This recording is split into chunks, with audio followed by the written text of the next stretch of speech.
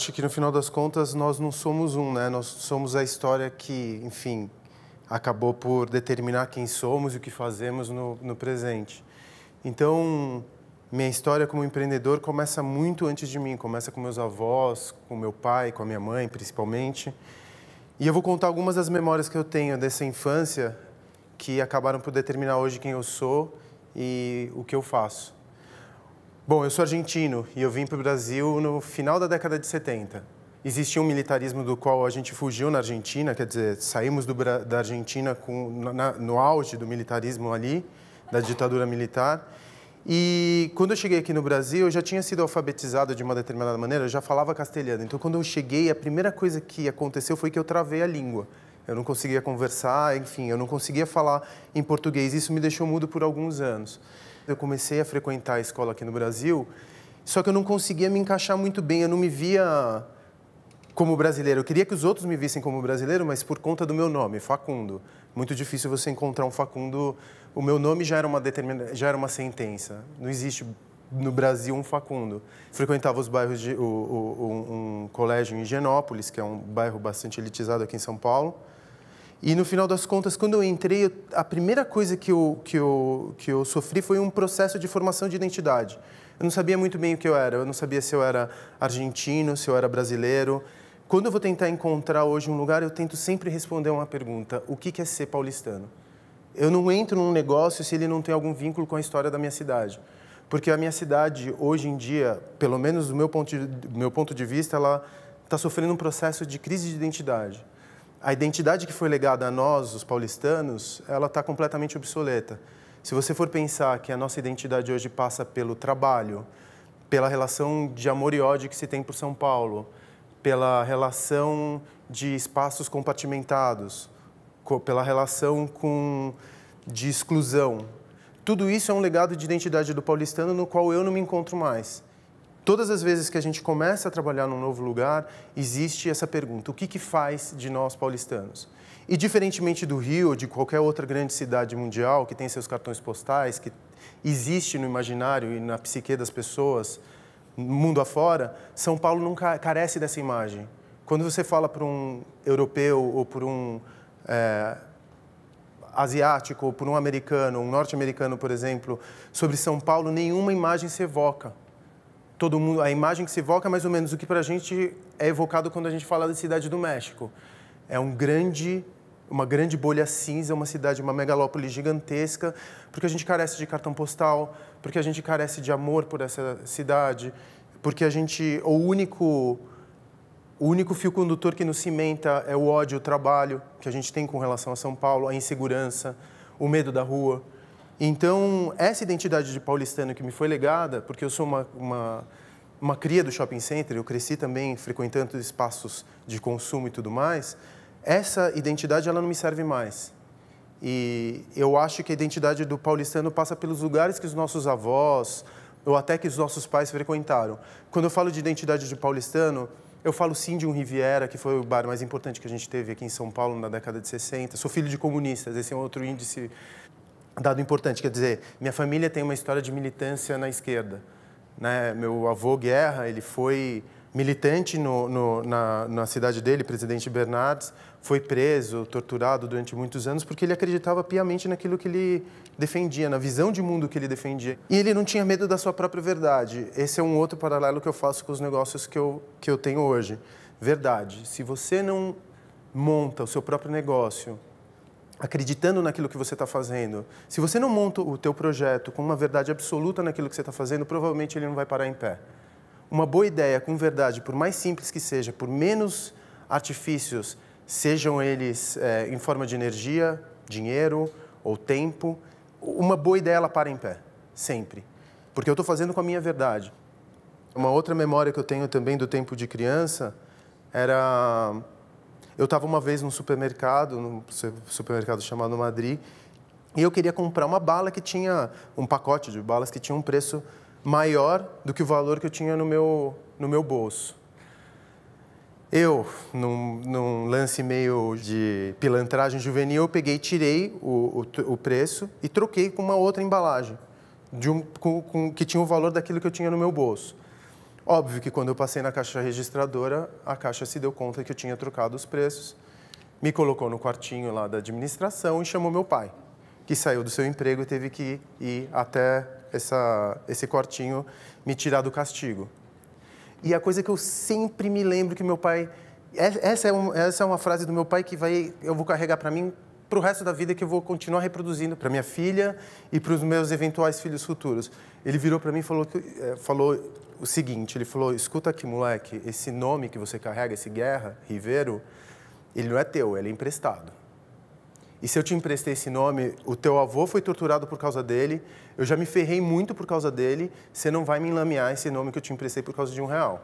Então você toma cuidado com esse nome que eu te emprestei. O que significa, na verdade, reputação.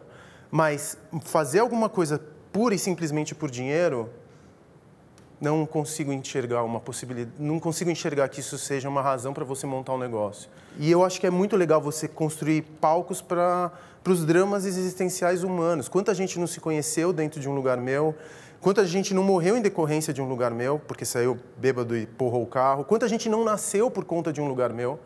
Então, no final das contas, lidar com esse palco onde o drama humano, onde os dramas existenciais humanos acontecem, é muito mais forte do que ter dinheiro. Então, para mim, dinheiro sempre foi como quilojoule força, como grau Celsius, como grau Fahrenheit, como uma unidade de energia qualquer.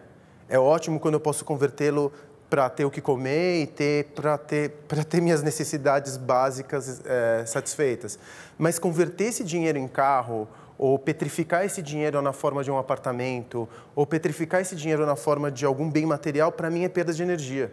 Porque as coisas, no final das contas, elas representam quase âncoras de alma mesmo. Você acaba ficando acorrentado a elas. Se eu tiver que me mudar, eu vou ter que me mudar para uma casa ainda maior, porque eu acumulei ainda mais coisa ao longo de todos esses anos.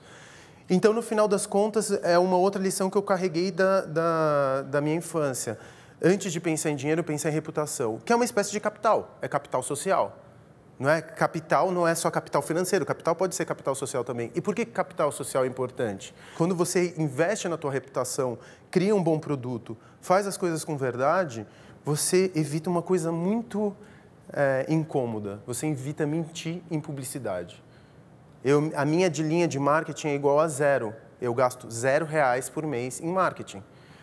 Para não mentir, devo gastar R$1.000 em boost de Facebook, que é a única coisa que eu gasto. Por que eu posso me dar o luxo de não gastar em publicidade, não mentir na cara dos outros? Porque eu investi em verdade, eu investi em reputação, eu estou fazendo uma coisa que não é movida por dinheiro, mas é movida por uma necessidade de contar uma história. O que nos faz paulistanos? Para mim, o que nos faz paulistanos são os lugares que os nossos avós, pais frequentaram. Então, eu falo de um Cine Joia, eu falo de uma Avenida Paulista, eu falo de um Riviera, eu falo de um Cine Belas Artes, eu falo de um Frevo, eu falo de tantos outros lugares que existiram em São Paulo, e porque nós somos uma cidade sem muito respeito pela nossa história e relativamente desmemoriada, a gente deixou que esses lugares fossem comidos pelo tempo ou pela ganância imobiliária ou pela gentrificação, chamem como vocês quiserem chamar. Mas, no final das contas, eu acho que recuperar esses lugares e ativá-los novamente e criar um propósito para eles e transformar esses lugares em lugares de convívio social, de uma determinada maneira, é resgatar uma parte do espírito paulistano, uma parte da identidade do paulistano, que é uma questão muito importante para mim. Porque, como eu disse para vocês, eu sou argentino, cheguei aqui num tempo em que cresci nos anos 80, no auge da rivalidade entre Brasil e Argentina no futebol. Fui muito hostilizado quando eu estava na escola, muito antes de existir bullying. Eu já era de uma determinada maneira, e eu não gosto de me colocar como vítima, porque mesmo os cascudos que eu levei quando moleque, criaram primeiro que me mandaram para a biblioteca, que foi a melhor coisa que poderiam fazer por mim. Então, eu, com os cascudos, para não frequentar o recreio e não levar tapa na orelha, eu ia para a biblioteca e lia. Então, me transformaram num leitor. Melhor coisa que aconteceu para mim. Segundo, que me deixaram duro, eu aprendi a apanhar. Então, eu não tenho medo de apanhar, eu não tenho medo nem de arriscar, eu não tenho nem medo de tombar hoje em dia por conta dos cascudos que eu levei. E terceiro, porque, no final das contas, me deixaram completamente inseguro. E ser inseguro e estar em crise constante com si mesmo é bom. Eu não acho que a gente está vivendo hoje num tempo onde crise é a grande tônica e crise é a palavra que você mais lê quando você abre num jornal. A gente está falando de crise financeira, crise política, crise ambiental, crise de identidade. Só que da crise é que surge mudança. De qualquer maneira, essa crise que a gente está vivendo, ela tem que gerar uma mobilização, ela tem que gerar uma mudança dentro de nós. E se a gente estiver numa zona de conforto, essa mudança não vai chegar. Essa crise que eu tinha com a minha relação à minha identidade, com relação a mim mesmo, com relação às coisas que eu faço, foi o que me motivou até hoje. Meu pai um dia virou para mim e falou assim, não, vai ser engenheiro porque trabalho não vai te faltar. Então, eu fui forjado pelos números, consegui criar um pensamento lógico, sistêmico. Depois eu fui estudar fui fazer jornalismo internacional e político na PUC e fui estudar ciência política, mestrado e doutorado na PUC. Por que eu fui fazer isso? Para ter um diploma? Não, para ter uma visão mais holística do mundo, para entender que o mundo não pode, as ciências não são compartimentadas. Quando eu estou fazendo uma abordagem no espaço, eu tenho que ter uma abordagem do ponto de vista financeiro, do ponto de vista humano, do ponto de vista social. Preciso conhecer a história, preciso ler sobre o lugar. Então, e eu fui estudar tanto porque eu sempre me senti relativamente inseguro com relação às coisas que eu estava fazendo. Até hoje eu me sinto inseguro. A crise de identidade, ou a crise no sentido mais amplo, a escassez vai acabar gerando criatividade. Tudo que tem, acho que essa é uma mania de nós paulistanos, pelo menos. A gente tem essa mania de reclamar de tudo o tempo inteiro. A gente tem essa mania de olhar para a situação e sempre dizer o copo está meio vazio. Eu sei que é uma metáfora meio boba, mas...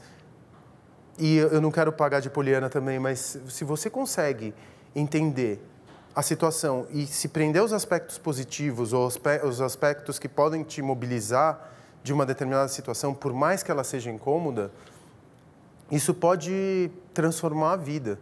Eu sou muito feliz de estar morando em São Paulo nesse tempo histórico, nesse ano, e eu quero que minha filha cresça aqui porque eu acho que é uma das cidades que tem mais oportunidades, é uma das cidades mais abertas que a gente tem hoje no mundo para fazer alguma coisa acontecer.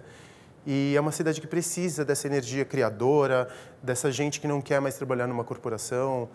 Eu trabalhei muitos anos em corporações, então eu sei do que eu estou falando. Eu trabalhei em grandes multinacionais norte-americanas, da hora que eu saí da faculdade até o pé na bunda que eu levei aos 30 anos. Procurar o 13º, procurar a moedinha que vai pingar na tua conta bancária todos os meses, isso é pacificador, isso te traz uma certa tranquilidade, até o dia que te colocam na rua. E a sua próxima preocupação é, onde estará meu novo emprego? Quando você pode criar o seu próprio emprego. Porque, efetivamente, esse mundo da produção, onde você vai ter uma carteira assinada, onde você vai ter todas as suas garantias trabalhistas asseguradas por um empregador, esse mundo vai acabar mais dia menos dia.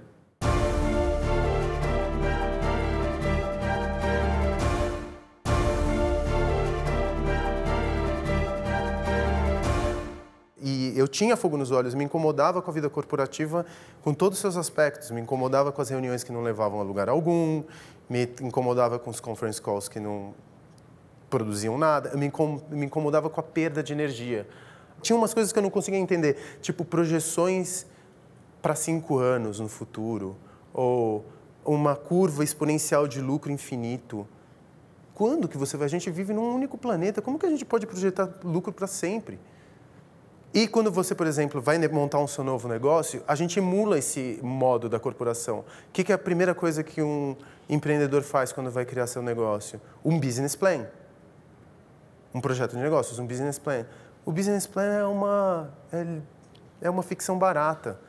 Nunca um business plan vai conseguir dar conta da verdade das coisas, da verdade do mercado, ou dos seus concorrentes, ou do produto, ou da crise na China.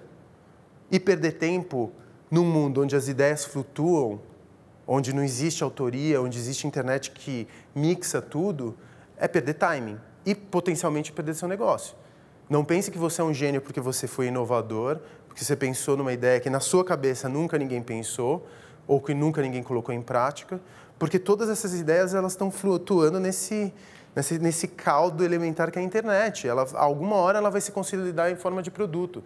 Enquanto você está desenhando o teu business plan, alguém está fazendo. Se alguma pessoa fizer, provavelmente ela vai ter mais chance de sucesso do que você. No começo dos anos 2000, eu montei o Vegas, que foi meu primeiro negócio, e que se perguntava, porque eu sempre fui do centro. As minhas memórias de pequeno são do centro, porque era por ali que a gente passeava, frequentava, centro Santa Cecília, Barra Funda e centro mesmo de São Paulo. Então, foi sempre um resgate afetivo. Eu sempre queria chegar no centro, porque era o lugar que eu sou territorialista, era o lugar da minha memória. Então, o Vegas foi essa primeira casa. Depois que a gente saiu do Vegas, logo na frente do Vegas tinha um açougue, que foi o primeiro açougue da Rua Augusta, que era o Z. Então, quando a gente foi resgatar o projeto, a gente falou, vamos trazer o Z de volta. Só que transformar o açougue não numa materialidade, isso é muito importante, a gente nunca resgata, a gente nunca restaura, a gente nunca traz o passado. Por isso que eu sou alérgico a qualquer coisa que seja vintage ou qualquer coisa que seja nostálgica. O passado, ele não se recupera nunca no presente. No máximo, no presente, você consegue fazer uma emulação. Então, isso que a gente gosta de fazer dentro das casas, a gente sempre pensa em pretérito, o futuro do pretérito, melhor dizendo. Ou seja, a gente resgata o passado, olha para o passado com respeito, mas a gente projeta um futuro. Então, as nossas ideias de futuro elas estão sempre muito contaminadas pela projeção das imagens da ficção científica. E quando a gente pensa no Zé Carniceria, é exatamente essa ideia de futuro que eu estava falando. É um açougue, que foi um açougue importante na década de 50, o primeiro açougue da Rua Augusta, só que redimensionado no presente. Então, o espaço de convívio social, ele é redimensionado no presente. Essa foto é relativamente antiga, então aquela parede ela foi coberta de memórias. Tá a foto da minha avó, da minha bisa, a foto dos meus avós. Todas as minhas memórias afetivas e as memórias das pessoas que montaram aquele lugar foram transferidos para lá. Porque é uma outra característica também. Quando você entra num negócio, vamos supor, uma padaria genérica, que você entra e você percebe que o lugar está esquisito. Às vezes você não consegue dar nome para a história, mas o chavão é você virar e falar assim, esse lugar não tem alma. Todo mundo já passou por esse tipo de experiência. Tipo, a emulação do boteco carioca da década de 50. Aquele lugar que você você entra e você percebe que o lugar está moribundo. Quando você entra num lugar e você percebe que ele carece de todas essas coisas, ele não tem alma, ele não tem personalidade, ele está fadado a desaparecer em muito pouco tempo. Ou quando o único motivador de você abrir um lugar é dinheiro. Porque, tudo bem, você vai fazer alguma coisa por dinheiro. Se o único motivador que você tem para abrir o seu próprio negócio é ficar rico, desculpe-me, você não vai ficar com o seu próprio negócio. É muito difícil você ganhar mais dinheiro do que você ganharia no emprego. Mas, se você tem uma outra razão para você abrir um negócio, que é uma ideia que é insuportável você manter dentro de si, uma ideia que você teve, que você falou, essa ideia, ela merece existir. E se você não encontrar outra pessoa, se você encontrou alguém que já teve essa ideia antes de você, vá trabalhar para essa pessoa. Agora, se você... e é um caráter de inovação, obviamente. Agora, se você não vai... Se você encontrou essa ideia e essa ideia é insuportável, aí sim é uma boa razão para você também empreender. Quando você tem uma ideia que você não consegue mais guardar dentro de si. E eu sou assombrado o tempo inteiro também por essas ideias. São ideias que existem dentro de mim que eu tenho que colocar para fora, caso contrário eu não consigo dormir à noite. Mas dinheiro não deveria ser nem a segunda... deveria estar no terceiro nível de preocupação quando você está abrindo um negócio. O primeiro deve ser a ideia, o segundo deve ser a sua reputação e o terceiro deve ser o dinheiro. A tua reputação e a tua responsabilidade. A gente tende aqui no Brasil ou no mundo a pensar que um empresário... ele é um predador.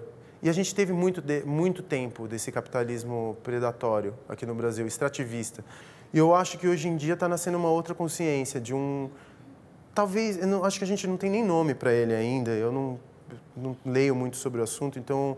Mas é uma percepção minha que, com o fato de você ser empreendedor e você ter à sua disposição recursos, seja eles em forma de dinheiro, tempo ou de pessoas... Quando você vai fazer alguma coisa no mundo, você tem que cuidar daquilo que você está fazendo. Você tem que usar esse poder que você tem. E eu não estou falando que você tem que sair do jogo do capitalismo e fazer empreendedorismo social necessariamente. Mas mesmo quando você vai vender cerveja ou álcool, que não é a coisa mais louvável que pode existir, mesmo quando você está fazendo isso, você tem que fazer isso com algum tipo de propósito.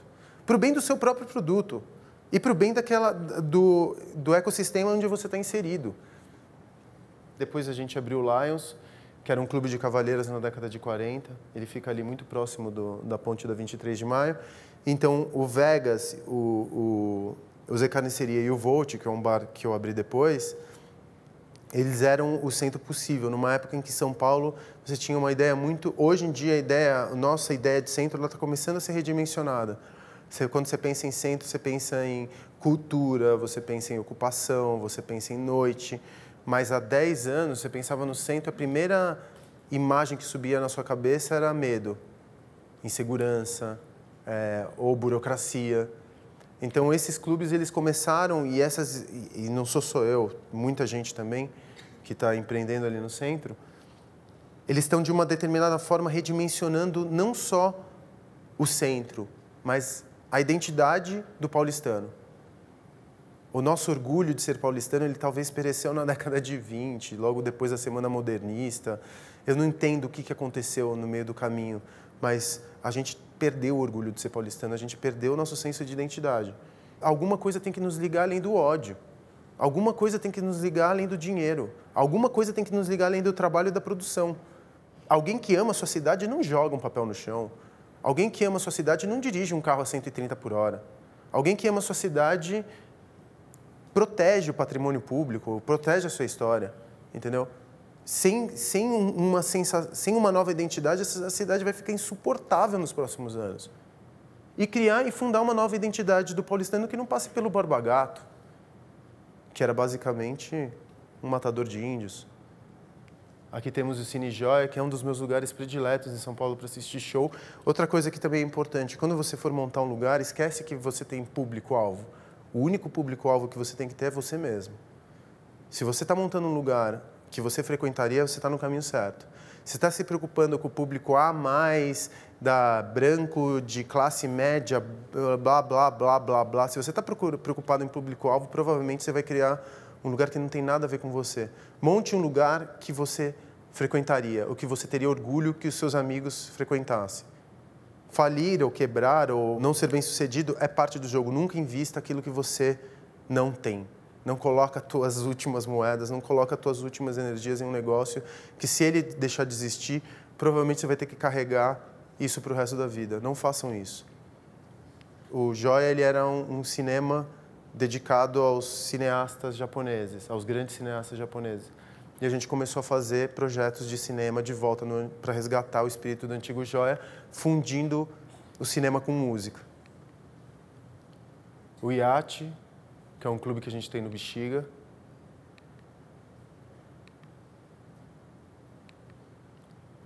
O Riviera, que foi talvez o mais importante dos espaços aqui de São Paulo. Um bar que existe desde 1949, que foi berço de toda a resistência na década de 60, do cinema novo, do teatro, dos Zicroquetes, da Rebordosa. Eu poderia ficar 1 hora falando sobre o Riviera e da sua importância histórica. E quando a gente pegou ele já estava abandonado fazia 10 anos e ele se transformado numa drogazil. A gente recuperou o Riviera, respeitando alguns pressupostos do passado, mas projetando esse lugar no presente. Virou um dos bares mais legais hoje de São Paulo. Panam, que é o último clube que a gente abriu em janeiro. Tem coisa mais emblemática em São Paulo do que as antenas de TV. Se eu tivesse que escolher os cartões postais de São Paulo, eu escolheria todas as nossas antenas, porque não existe nada mais paulistano, nada mais radioativo, nada mais nosso do que as antenas de TV da Paulista. Então, esse é um clube que foi montado no alto do edifício do Hotel Maxud Plaza. E esse é o nosso último empreendimento, o Mirante 9 de Julho. Esse, para mim, é o mais especial de todos e não é porque é o mais novo, não. Ele não tem fins lucrativos, ele é um centro cultural. Mas o Mirante 9 de Julho foi, para mim, ele é o maior exemplo da nossa relação com São Paulo. Toda a história de São Paulo, se você for pensar dos anos 10 do século passado até 2015, ela pode ser contada pelo Mirante 9 de Julho. Se São Paulo tivesse uma gift shop, uma loja de presentes, e eu tivesse que escolher um globinho para representar, sabe aqueles globinhos de neve que representam a cidade? Eu escolheria o Mirante. sem brincadeira, porque ele condensa a narrativa completa de São Paulo num espaço de 200 metros quadrados. É impressionante. Da 9 de julho ele é bem feinho, porque ele está tão descuidado, mas ele fica no fundo dessa escadaria, onde estão aquelas janelinhas. Então não é que o lugar estava abandonado, porque o abandono a gente ativamente decide que aquele lugar fica abandonado. Pelo menos a gente reconhece a existência. Ele estava completamente invisível. A 10 metros do maior cartão postal de uma megalópole, existia um espaço histórico, que foi um cartão postal na cidade, na década de 40, de quase 2.000 metros quadrados, invisível. Isso fala tanto sobre São Paulo, isso fala tanto sobre o paulistano, sobre essa capacidade da gente deixar o outro invisível. Um exercício simples é olhar para alguém que está no semáforo, quando alguém vem te pedir dinheiro no semáforo. 9 em 10 paulistanos olham para o lado, fazem assim, olham para frente e nem reconhecem a outra pessoa, a existência da outra pessoa. Essa capacidade que a gente tem de atravessar, que é o grande superpoder dessa identidade obsoleta de ser paulistano. É transformar o outro em invisível, é transformar o cara que vem da periferia em invisível, é transformar a pessoa que te serve em invisível, não dar sequer um nome para aquele que te atende. Essa grande característica que a gente tem aqui em São Paulo, além, lógico, da segregação, é a capacidade de deixar o outro invisível. Eu queria agradecer muito pela presença de vocês e até um outro dia. Obrigado.